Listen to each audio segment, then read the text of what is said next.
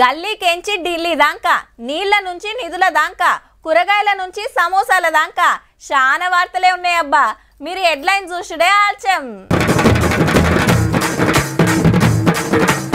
Pending ప్రాజెక్టుల మీద committee, Banakacherla మాట్లాడలేదని clarity.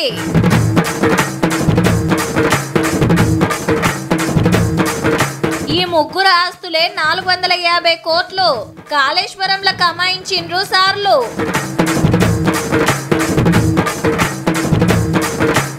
ఆరు జిల్లాలై ఆగమైందట వరంగల్, ఒకటి తగ్గియాలని డిమాండ్.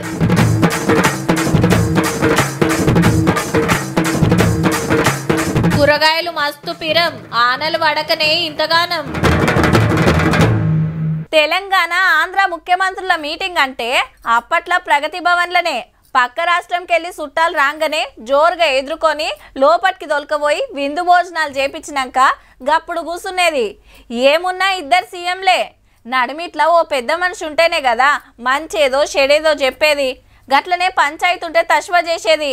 అయితే ఇయాల సుత సీఎంలు రేవంత్ రెడ్డి సారు, చంద్రబాబు సారు కలుసుకున్నారు.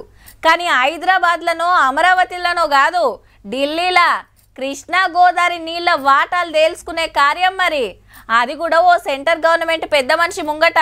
చూద్దాం పాండ్రి మరి ఎట్లా నడిచిందో, ఏం డిసైడ్ చేసిండ్రో.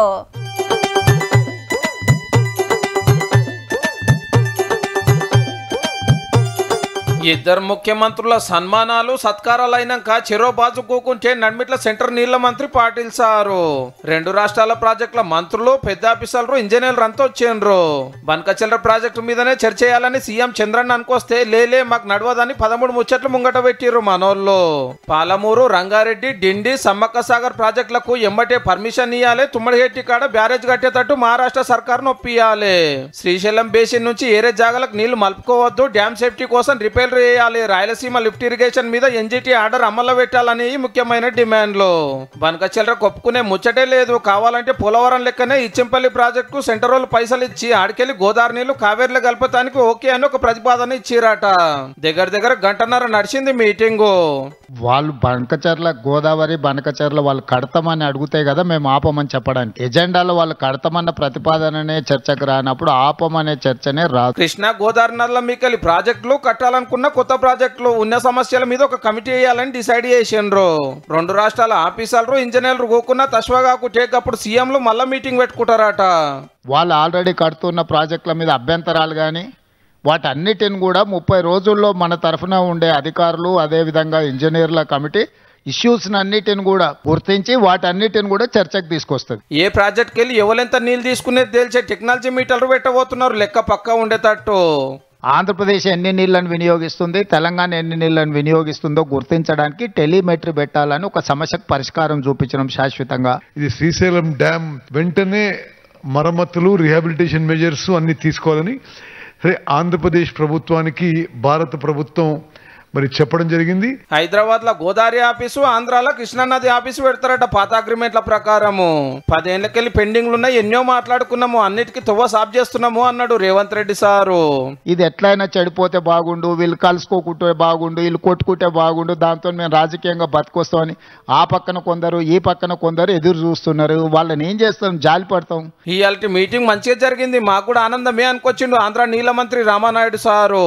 ఒక మంచి స్నేహపూర్వకమైన వాతావరణంలో మరి ఈరోజు ఇరు రాష్ట్రాల ముఖ్యమంత్రుల యొక్క చర్చలు జరిగినటువంటి చూడాలి. మరిగా కమిటీ చేసినాక ఏ ప్రాజెక్టు మీద ఎట్లా ముంగటికి పోతారో.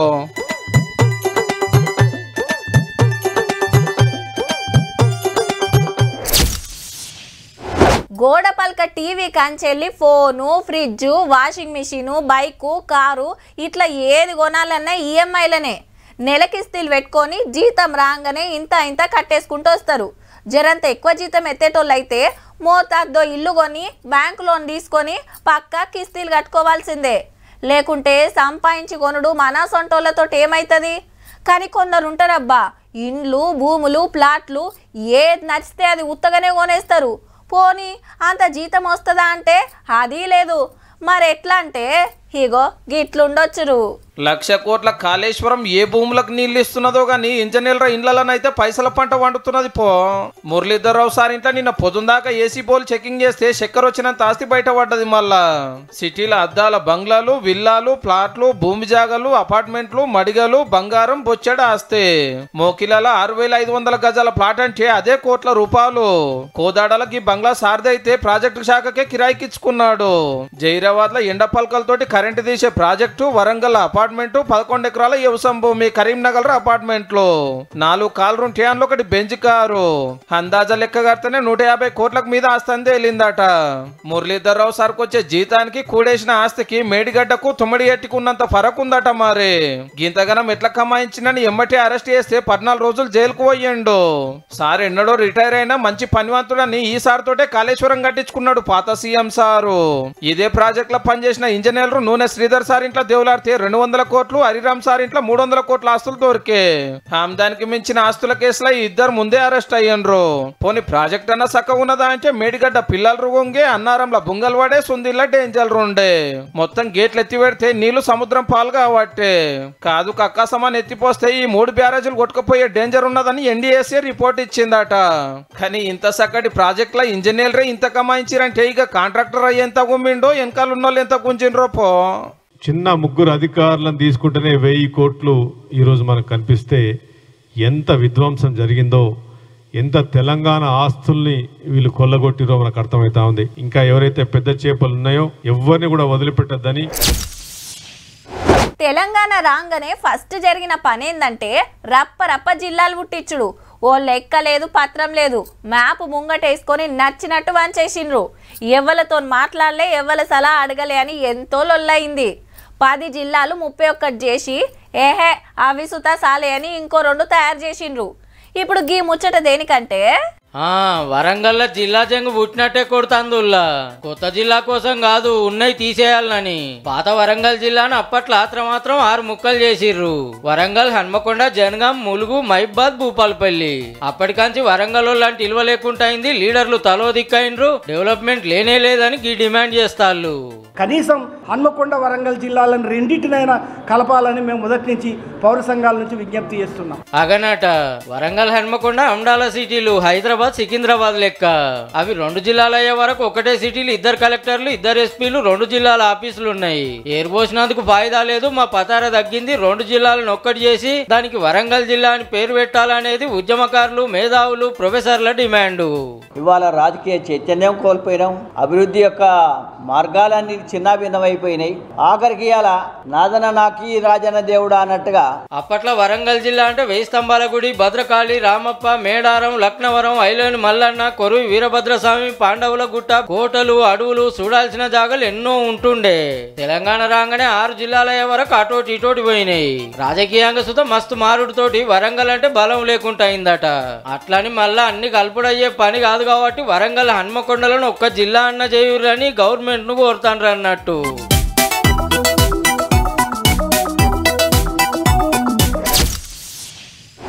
సామి 10ల పాస్ అయితే నీ గుట్టకొచ్చి 101 కొబ్బరికాయలు కొడతా. అమ్మా నా బిడ్డకు మంచి సంబంధం కుదిరితే నీకు తలనీలాలు ఇస్తా. తల్లి నాకు కొడుకో బిడ్డో ఉడితే ఎత్తు బెల్లం ఇస్తా. సామి దందాల మంచిగా లాభాలు వస్తే నీకు ఎండి కిరీటం చేపిస్తా. ఇగో ఇట్లా మొక్కుతుంటారు. ఓ కాళ్ళ కోరికలు తీరితే పోయి మొక్కులు తీర్చుకొని వస్తారు. అట్లనే ఓ తానసుత కొందరు మొక్కు తీర్చుకుండ్రు. ఇంతకు వాళ్ళ మొక్కేంది, ఎందుకు చేసిండ్రనేదే అస్సలు ముచ్చట. ఇట్రోకు అట్రోకు వెనకాల ఎవ్వలను చూసినా గుండ్లే. 150 మంది దాకున్నారు. మళ్ళా నడిమిట్లా ఆదిలాబాద్ బీజేపీ ఎమ్మెల్యే పాయల్ శంకరన్న మా అందరి కోరికొకటే, అది తీరిస్తే అందరికందరం తిరుపతి కొండొచ్చి నెత్తెంటికలు ఇస్తామని మొక్కుకున్నారట. తీరంగానే మొక్కొప్ప చెప్పొచ్చిండ్రన్నట్టు. ఇంతకు ఆ కోరిక ఏందంటే శంకరన్న ఎమ్మెల్యే కావాలి. వీళ్ళంతా ఆదిలాబాద్ జిల్లా అడా ఊరోళ్ళు, సారు సొంతూరోళ్ళు. మా లీడర్ అసెంబ్లీలో అడుగు పెట్టాలని ఎప్పటికంచెలో కాయిష్ పడతాంటే ఇప్పుడు గా ఛాన్స్ వచ్చిందన్నట్టు.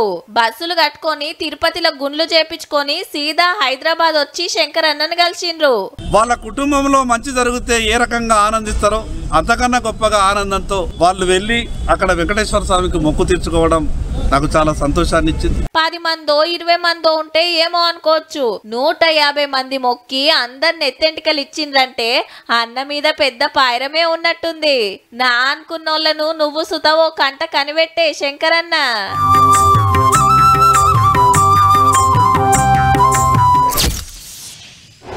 80,000 లంచం తీసుకుంటూ పట్టుబడ్డ తహసీల్దార్, ఏసీబీకి చిక్కిన డిప్యూటీ కమిషనర్, ఏసీబీ వలకు చిక్కిన అవినీతి తిమింగలం, స్టేషన్ బెయిల్ కోసం 30,000 లంచం అడిగిన ఎస్ఐ, కాంట్రాక్టర్కు బిల్లు శాంక్షన్ చేయడానికి 25,000 లంచం తీసుకున్న ఆఫీసర్ అని దినా మోటొస్తుందబ్బా.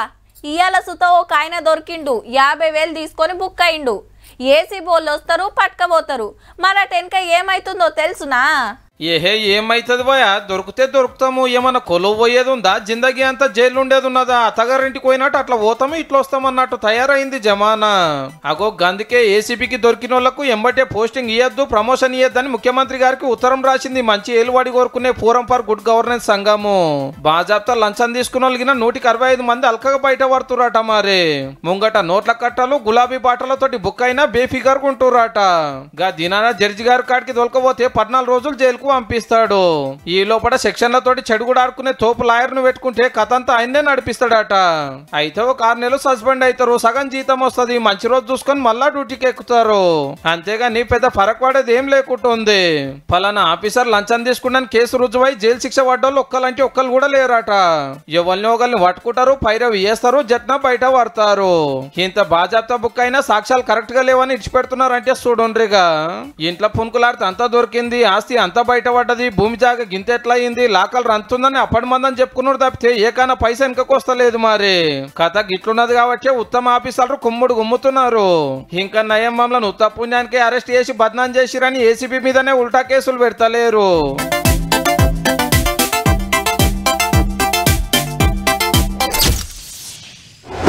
ఏంది పొద్దుగాలొండిన సద్ది కూర మా పటీలు తినాలనా? ఇంకో కూర వండాలని తెలియదా? అరే 2 రోజుల కింద పప్పే వండితివి, ఇయ్యాల కూడా పప్పేనా? కూరగాయలు లేవా? ఏరే వండితే కాదా? నీ అవ చింతకాయ తొక్కు ఎన్నిసార్లు నూరుతావు? ఆరంలో 3 రోజులు అదేనా? గిట్లుంటది ఇండ్లల్లా. అది వండలేదు ఇది చేయలేదని ఇంట ఆమె మీద ఇంత ఎత్తే గుర్తారు. ఓసారి సంచి పట్టుకొని మార్కెట్కు పోతే తెలుస్తుంది. దొండకాయ దొరకనంటుంది, బెండకాయ బెదిరిస్తుంది, ఆలుగడ్డ అందుతలేదు, చిక్కుడుకాయ చిక్కుతలేదు, వంకాయ వండుడు కష్టమైంది, కాకరకాయ షేదైంది. ఏది పట్టుకున్నా ముట్టుకున్నా కుండలకు రాక ముందుకే కుత కుత ఉడుకుతున్నాయి రేట్లు. 20 రూపాయలకు అరకిలో ఉండే మిర్చి ఇప్పుడు 50 రూపాయలు అరకిలో అయింది. కాకరకాయ 50 రూపాయలు అరకిలో అట, 100 రూపాయల కిలో. ఎక్కడ కొంటారు చెప్పండి?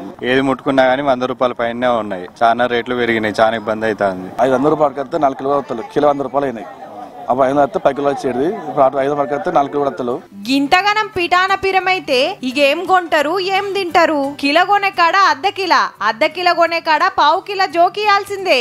వరంగలనే గిట్లున్నాయంటే హైదరాబాద్ లా ఇంకింత మీద ఉండొచ్చు. ఇంతకు రేట్లు ఎందుకు పెరిగినాయి అంటే పెరుగుతాయి. ఎందుకు పెరిగాయి? ఇప్పుడైతే ఇంతలు ఉన్నాయి, ఈ ఎండలే కొడతాండే, వానలే ఉన్నాయి. ఇక ఇంకేడ దసరా వరకు అయితే దిగుతాయి. ఆన లేకపాయే పంట రాకపాయే. ఇగేముంది, మాల్ తగ్గింది, రేటు పెరిగింది. ఏరే రాష్ట్రాలకెళ్ళి తెస్తే లారీల కిరాయి, బత్తాలు బొత్తాలు మొత్తం మనకనే గుంజుతారాయే. అట్లాని కొనకుంటా తినకుంటే తెల్లారదాయే. ఇక ఈ ఆనలు వడేదెన్నడో, కాయగూర అగ్గు అయ్యేదెన్నడో. ఇంత ఎల్లిగడ్డ కారం పచ్చిపులుసు విసుక తాగిందే నయముందబ్బా.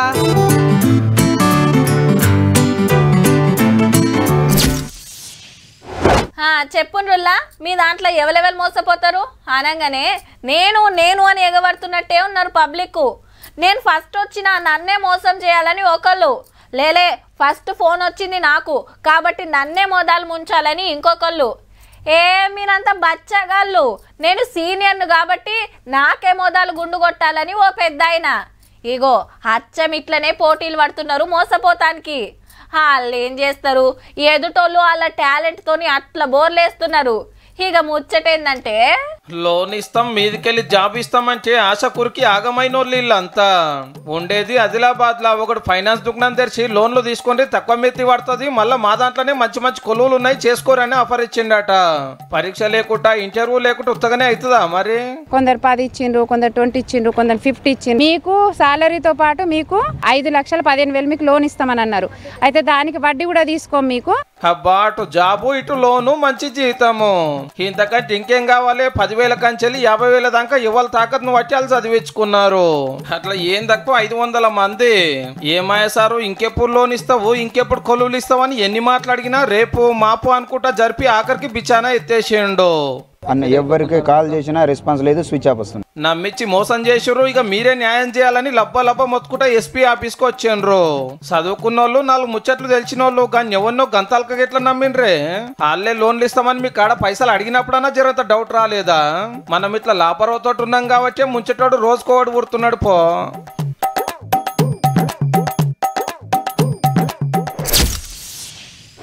మున్పు ఏడ ఏం జరిగిందో తెలవాలంటే రేడియోలను టీవీల మాపటీలు వచ్చే వార్తలలోనో తెల్లారి పేపర్లు వేస్తేనో చూస్తే ఎరకయ్యేది.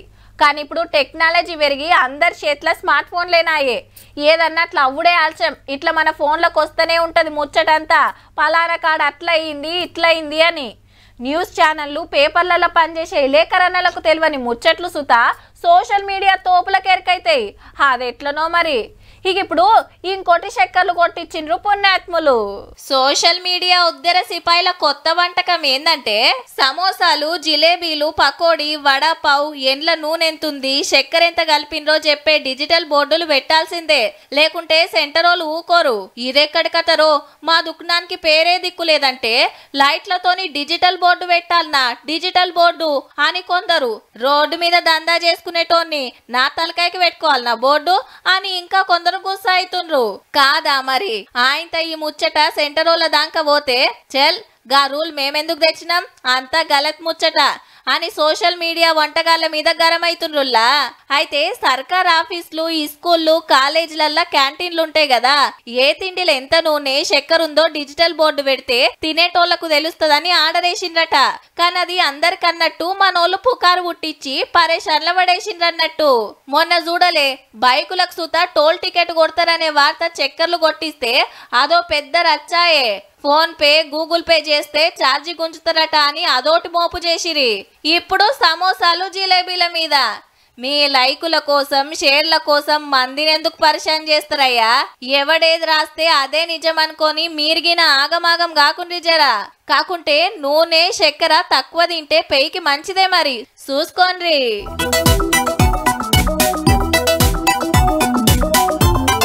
చూసిండ్రు కదా. ఇక ఈ ఆల్టి తీన్మార్ వార్తలు ఉంటాం మళ్ళా. నమస్తే.